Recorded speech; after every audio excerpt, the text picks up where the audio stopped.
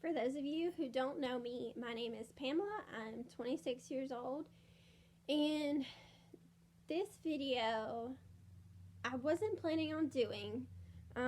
I've been doing a vlog series about my journey with cancer, and my next video was supposed to be about chemotherapy and how I've dealt with it, but on the way home from chemo, that's why I look like this. I just went to chemo today. Just like this. And I thought I was going to put on makeup, but on the way home, it just really started tugging at me, and it's been tugging at me, but it was really tugging at me on the way home to film this video, and I feel like it's very much needed right now in this time, so I'm going to get right into it. I really don't know what to call it. Maybe it's my testimony or my story, however you want to word it, but I'm really hoping that it reaches a lot of people who really need it. But before we get started, let me answer a few questions that you probably have. I just did chemo today. That's what that bandage is, and this is something from one of my medications I have to have. Also, I want to start off by making some points. This video is about my strength and my vulnerability, so it's going to be a very vulnerable video. It's not for attention.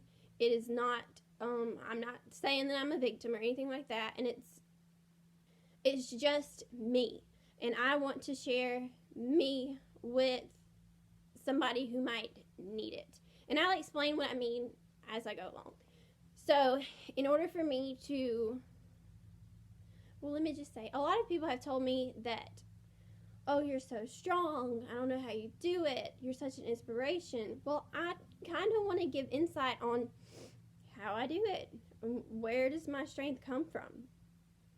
So, in order for me to tell you that, I have to start from the beginning. Now, I'm not talking about like I was born in, no. In the beginning, and this used to be really hard for me to talk about. I never talk about it. When I was very little, I don't know how old I was. It's as far back as I can remember, until I was maybe like 7 or 8 years old. Maybe 6. I honestly don't know. I was sexually abused. Me and my sister were. And I never told anybody. Like, I didn't tell my parents. I didn't tell anybody. I was scared. And I didn't know any different. I don't want to get emotional. I actually didn't tell anybody until after I was married, and I told my husband about it. He didn't know any of it until then, and he was the very first person I ever told. And I was probably 24 years old then. So for 24 years, I held this inside and didn't say anything, and it just kind of grew and grew. I do have PTSD from it, and I tried for so many years to push it back that I actually have like these black holes in my memory to where I just don't remember things. And any trauma I went through, that's pretty much how my brain has dealt with it. It's a defense mechanism that your brain has, actually. The only person who knew was my sister, and we never talked about it. As like when we got older, when we were teenagers, it was kind of like an unspoken thing between us. Like, we knew what happened, but we don't talk about it. We don't want to talk about it. So it kind of shaped the decisions that I made when I got older. When I was a teenager, I didn't really have a lot of direction, I guess. I didn't know how to set boundaries. or I didn't know how to like deal with my emotions or anything like that, I guess you could say. And then my sister, my sister was a year older than me. We shared a room together in every house that we had, up until I was probably 17. So for 17 years, we were in the same room, in 2 twin beds. So she knew me better than anybody, and no matter how much we would fight like siblings do, we always still loved each other. So when she was 21 and I was 20, and this was in 2013, I'm not going to go into detail about this, but we had gotten to a very huge falling out argument, the biggest one we've ever had, and I was so angry in that moment that I told her that I hated her, that I disowned her, and I never wanted to speak to her again. Now, a few weeks go by, and of course, like by then I've simmered down and I really wanted to talk to her, but I wasn't going to try to talk to her because I knew she wouldn't unless I saw her in person. So I was out of town, and I was a couple hours away, and I was going to go home the next day. So I said, well, I'll go try to go see her tomorrow and talk to her and, tell her I'm sorry and figure things out. Because I didn't want it to be that way. So that night, my dad called me. Well, Wayne General called me. And then my dad got on the phone. And I'll never forget this. He said, your sister's gone. Your sister has passed away. And that was my very first panic attack. I just remember not being able to breathe. I hung up the phone. I don't even remember if I said anything or not. I hung up the phone, and I was breathing really heavy. I was crying. I think I cried for hours. I just cried. So now I'm really adamant about telling people, hey, I love you, or when I tell them bye or something, because I can't take back what I said, and I didn't get to apologize before she passed. So that was pretty traumatic for me. I don't want to get emotional.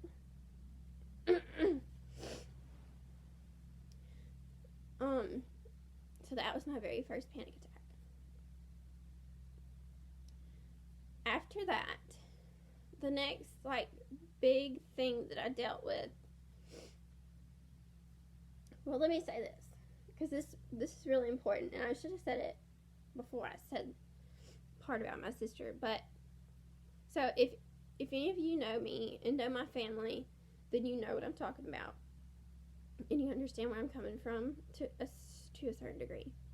So my family growing up, my dad was in the Navy. He was gone a lot. My mom was a stay-at-home mom. She's a stay-at-home mom. I have an older brother. He is 4 years older than me, and he's mentally challenged. He's very high functioning. He can talk to you. He can do basic chores, but he obviously can't live on his own or drive or anything like that. And then there was my sister and me, and we were, I don't like to use the word normal. So, we didn't have any deficiencies, I guess you could say.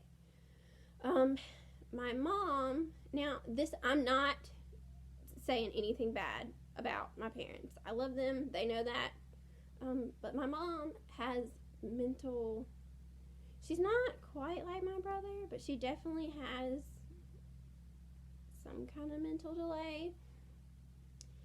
You would think with me being a nurse, I'd want to know what her diagnosis is, but I spent 18, 19 years in the same house as her, so when you grow up with it, you just kind of, that's who they are to you. So I don't know what her diagnosis would be, but she can't drive. She never finished school, and she just has limitations on a lot of things that are really important for, I guess, adulthood, you could say. And then my dad, he was in the Navy until I was in 3rd grade. And then when he retired, he still worked because he's the only person in the house that could work. So obviously I didn't really see him a lot. And we aren't really close. And he's never been like one of the, the girls that are like daddy's girls. I envy them because I just wish that I had like a great relationship with my parents where I could be like, oh, my mom's my best friend. And I love my dad. He's so great. Not that I don't love my parents, but my dad, and it's not his fault. He really just, I don't think he knew how to love me or love us, like my siblings, or express it. I think he just thinks, man should be hard, like, he's gotten better since Rebecca died. I think that was a big turning point for him. I feel like he's like, no one expects to lose their child before, you usually go before your child. That's the natural order of things. So I think he felt guilty for not being close to her or expressing how he felt or anything like that. I think that was his turning point. After that, he started saying, I love you, giving hugs sometimes, but he never did that before. And it's not because he was mean, it's just how my dad is. So, let me go back to my sister. So, with that being said, when my sister died, I lost the only person in my immediate family that I could relate to, that I could talk to, that could understand things that I was going through. I can talk to my mom about things, but she just doesn't understand some of the more complex things. So it makes it kind of difficult.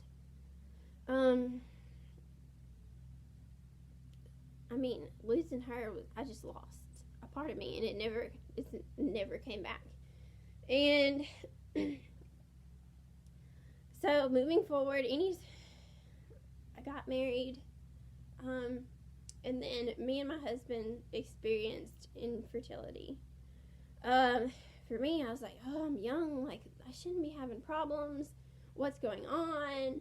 So we went to my regular OBGYN, and he started me just on some pills first, and then those weren't working, so he switched me to another pill, and those didn't work. So then I wanted to see a fertility specialist.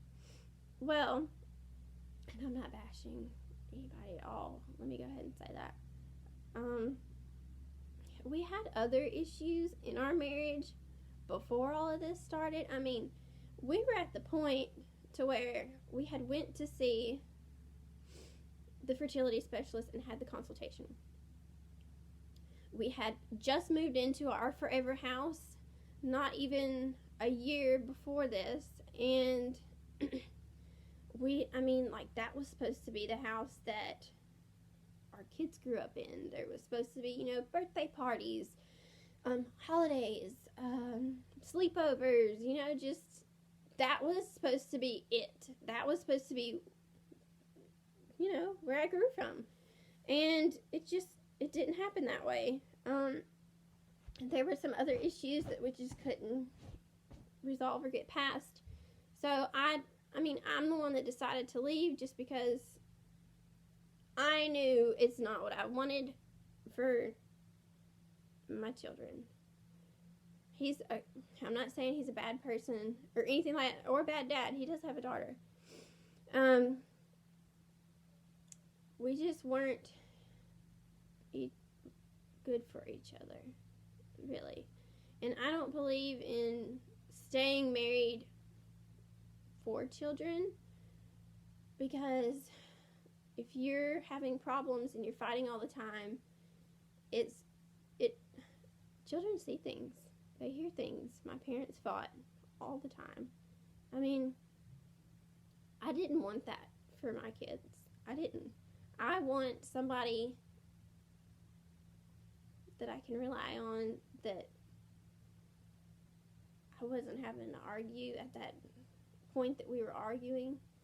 So that's just the decision that I made. The divorce was the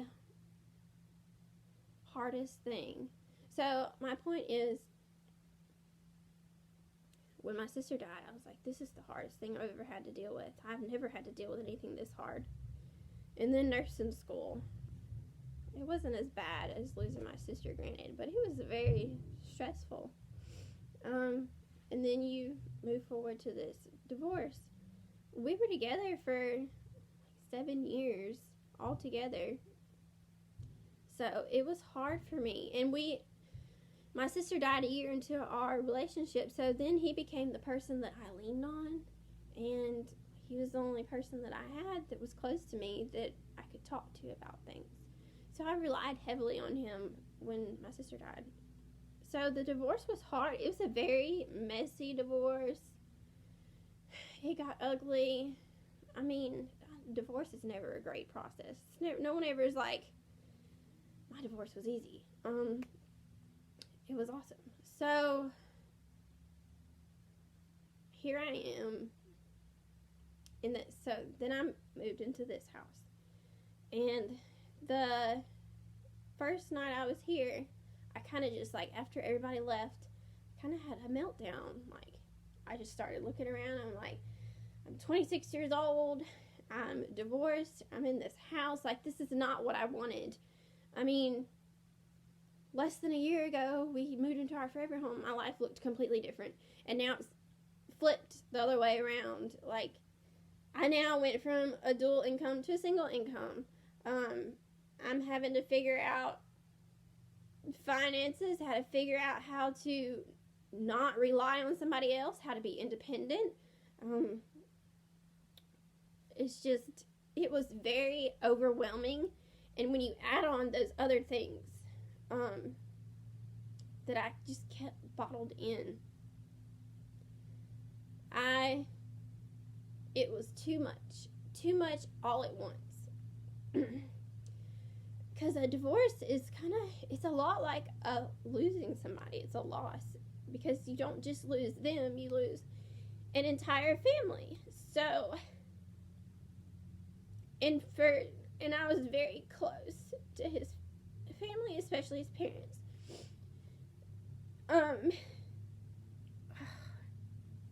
So for me, it was just too much at one time. So, the second night I was in my house, I couldn't sleep. It was 3 o'clock in the morning.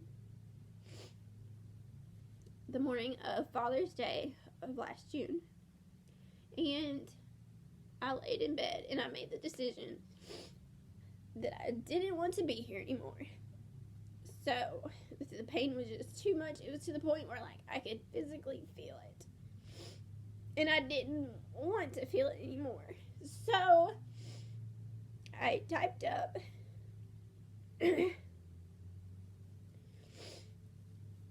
my suicide letter on my phone in my notes. Which, by the way, to this day, I've not gone back and read. I don't know if that's weird or not, but I've not read it since that day. And I sent it to my ex-husband because it was addressed to him. He was my world revolved around him for a long time. So, I sent it to him.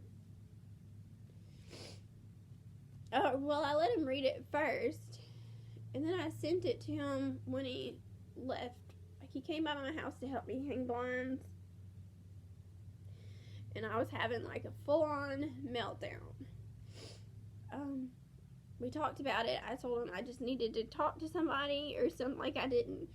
But then, he left and went outside to his truck.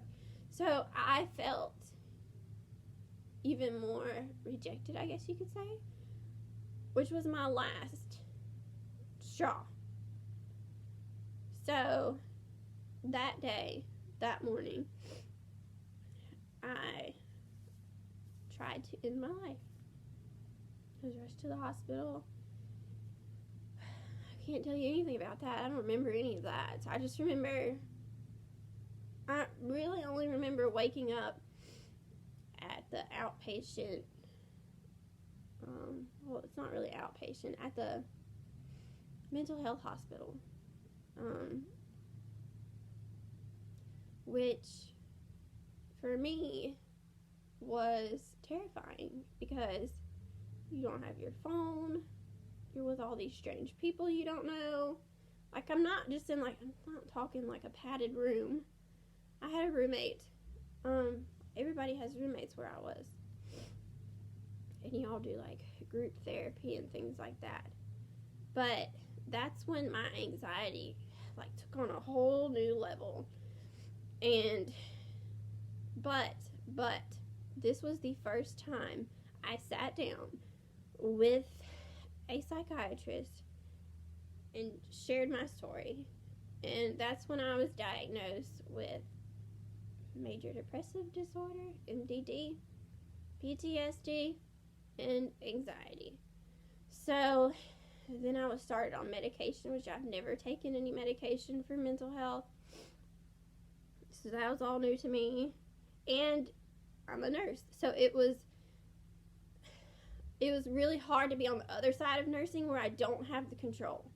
You can't use the phone. You can't just call somebody. It was just hard. I don't know how to explain it. It was hard. So, but it's also one of the greatest things that ever happened to me. And then after I got out, I think I was there like 4 or 5 days. After I got out, I had learned all kinds of things. First of all, you could look like, it was a shock to all of my friends. None of my friends were expecting it. Just because I just look so happy all the time. But that's the thing about social media. You could be whoever you want to be, and nobody knows, what's really going on. Every single one of my photos was just me going out because I was going through the divorce, and I just kind of flipped my switch. I stopped caring about other people's feelings because my cup ran out. I didn't have any more emotions that I could take on than the ones I was already taking on that were my own. So I kind of just flipped my switch, my humanity switch, I guess you could say. And I was out every night, drinking, doing whatever I wanted to do, just saying, like, it's no big deal, it doesn't matter anymore. But in there, I saw people from all walks of life, just all kinds of people. And you can't just look at a person and say, oh, they have problems. And I also don't like the whole term, like, I also think it's so stressful that mental health is this thing that nobody wants to talk about, or if you do, you're considered crazy, or, oh, she's depressed. I have depression and anxiety. That doesn't define me. That's just things that I live with. That doesn't define, like, everything I do. And I learned that in there. And also, I know there's people, I used to be one of these people that said suicide is the most selfish thing anybody could do. And I used to think that until I got to that point. And this right here is the whole reason I'm even sharing this video. God has been putting it on my heart to share it for a while now. But today, it was just like he was hounding me the whole way home. So I was like, okay, he said today. So I wanted to share it because I want to reach people who are having this problem, especially now with the shelter in place, or people having to be quarantined at home, and they don't like, it's not, you can't talk to you can't hang out with your friends or your family, and that's where depression grows. That's where it flourishes, is in loneliness. So my biggest thing, I moved into this house, I was alone. My husband, after my ex-husband, traveled a lot for work. He was hardly home. So I was alone a lot of the times. And here's the thing about loneliness. When you're alone, there's nobody that you can vent to. And that's when depression just has a field day. The devil has a field day. Because you're thinking of all these horrible things. And then if you're like me, you just think of all worst case scenario type things. And, oh, that's so awful. Or, and I was holding on to all those things that nobody knew about. So for me, it was just like times 10. And I will say, I get strength from within, but I would not be where I am today if it weren't for the support that I have. If it wasn't for my friends, if it wasn't for counseling or medication, but really the counseling and my friends are really the things that helped hold me together during that time that I was struggling. And let me go back to my point about suicide. So, people who commit suicide or attempt suicide, that is the loneliest place that you can be. You feel like there is nobody out there who can relate to you. There's nobody out there who can fix you. There's nobody out there who could possibly understand you. So, for me, it was pain. It was painful. And it's not that people who commit suicide or attempt suicide want to die. It's just that they don't want to live the life that they're currently living. I didn't want to live with the pain that I was living with. It's not that I necessarily didn't want to be here. I mean, I had all these plans for my future. But at that time, it was too much for me. The pain was too much. But God intervened for a reason. I know it's for a reason. And I'm really hoping that maybe this is part of the reason. And when I first shared my story, I had so many people reach out to me and tell me how much that helped them, or that they've been through it. And that just felt, that was really encouraging to know. There's also like the naysayers who say like, oh, it was for attention type things. Those are the people who just haven't been there. So, I mean, opinion is what it is. It's an opinion. I'm not going to change anybody's mind just by saying things, and that's not what I'm trying to do.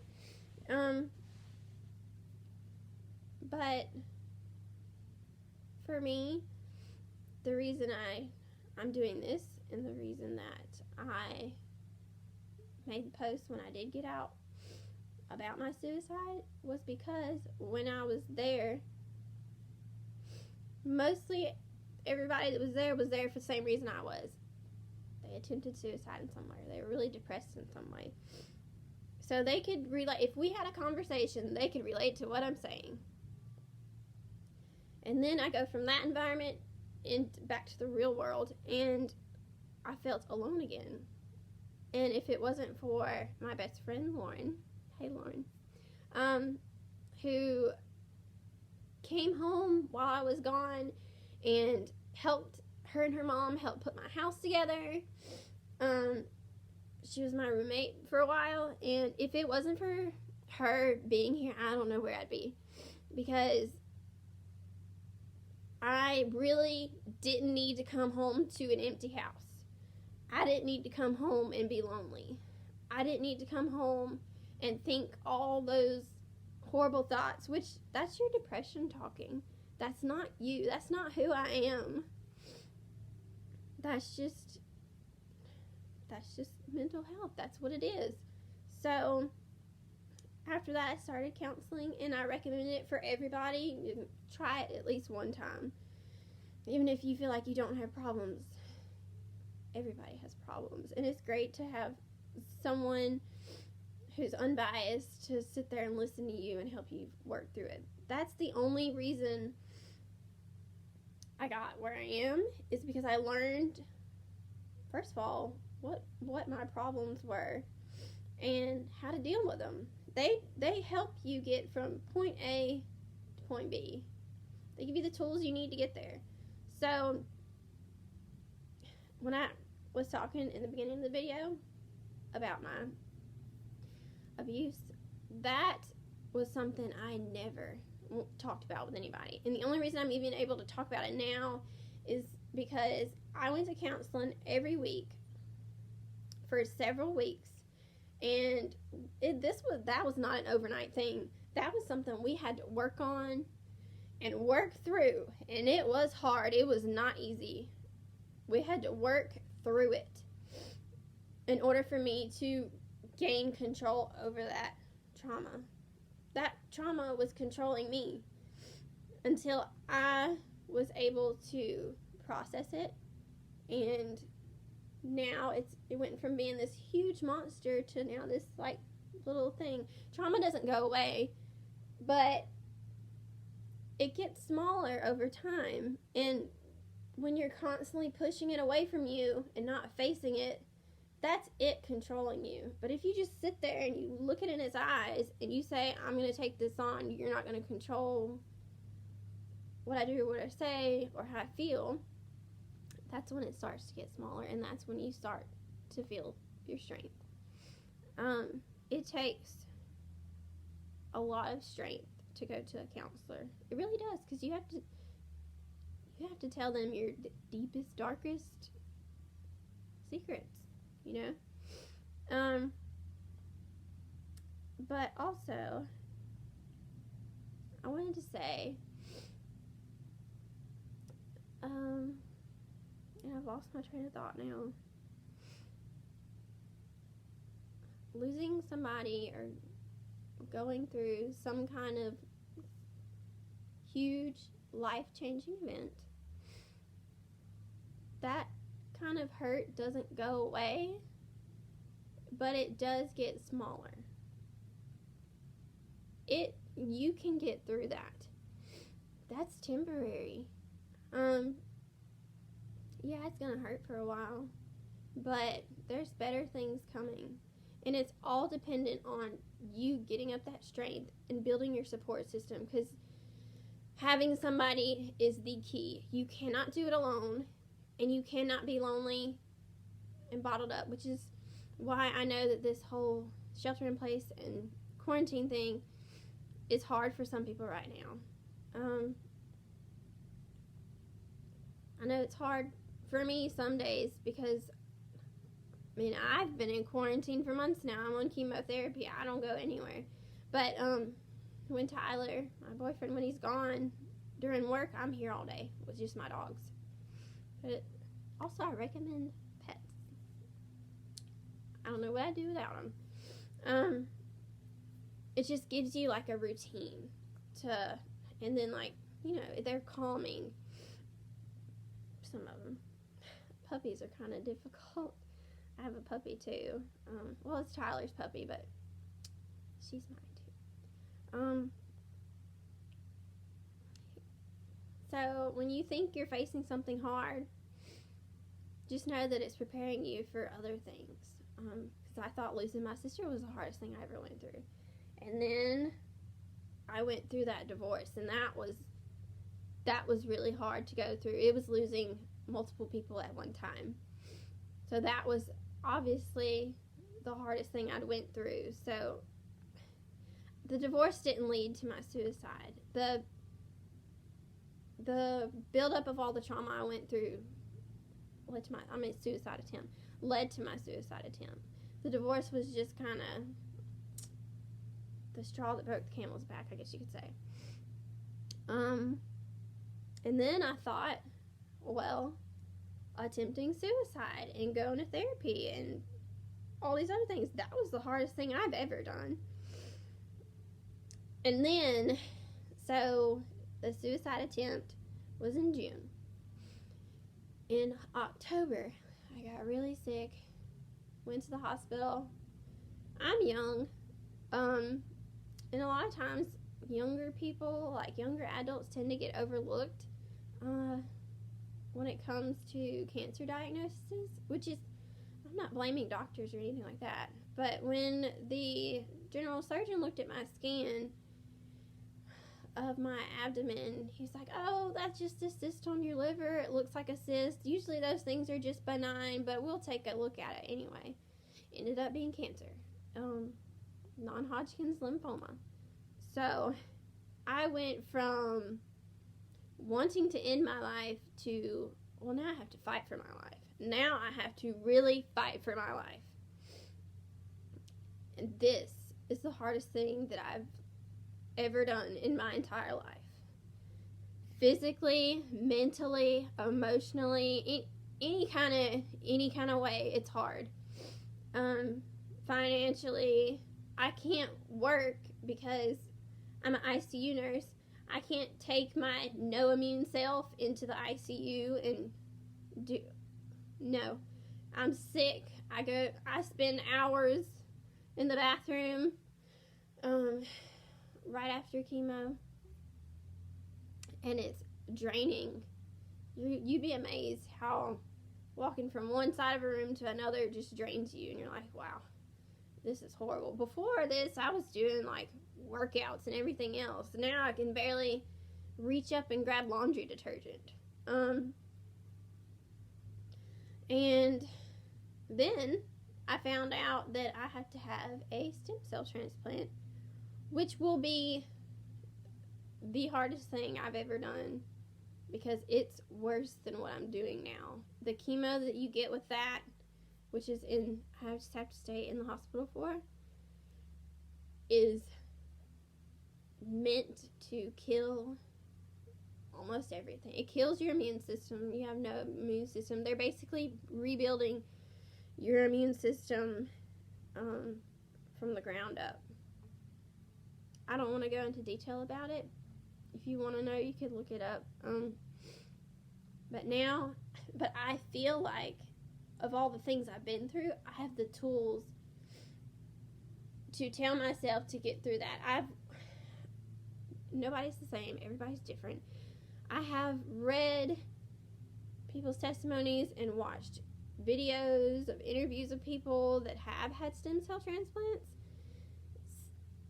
I'm not saying any of these things are going to happen to me, but I mean, there's like feeding tubes, there's weight loss, there's the isolation because you don't have an immune system for a while, you're just isolated, and then there's, if you don't get up and have a routine, you're just gonna wither away in the bed.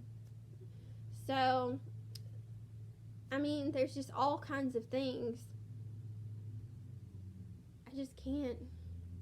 I can imagine it, but I don't want to say like that's gonna happen to me because I don't know.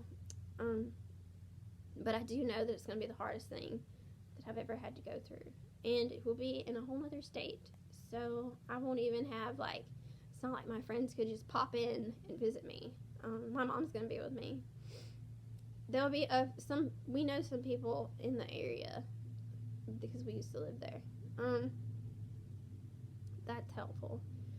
But I feel like I'm rambling at this point. So the whole point of this is to reach out and tell you, I don't care if this only reaches one person who desperately needed to hear it. At least I know that one person was helped. And I hope that it reaches all kinds of people. I hope it's shared with the people who need it. I hope that it makes a difference in somebody's life. After I returned to work from my suicide attempt, I actually had a patient who was younger than me. I'm not going to tell details, obviously. Who was younger than me that had attempted suicide. Later on, they didn't make it.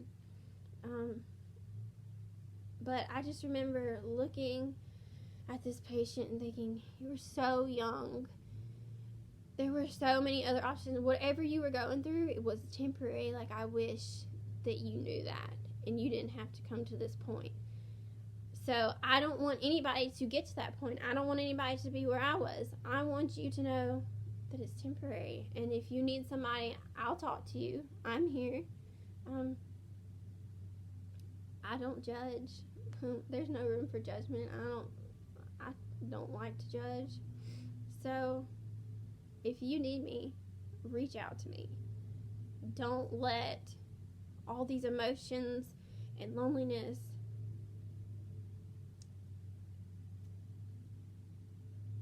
take you from those who mean the most to you, because somebody cares about you. I care. I made this video just for you. So, but that's all I had to say. Basically, so when you ask, like, where does your strength come from? I've always had to have it. It's just how I grew up. So, that's it for now. If you need me, message me. Feel free to share. I don't mind. Comment below if you want to. But for now, I'm signing off. I hope you all are safe and healthy, and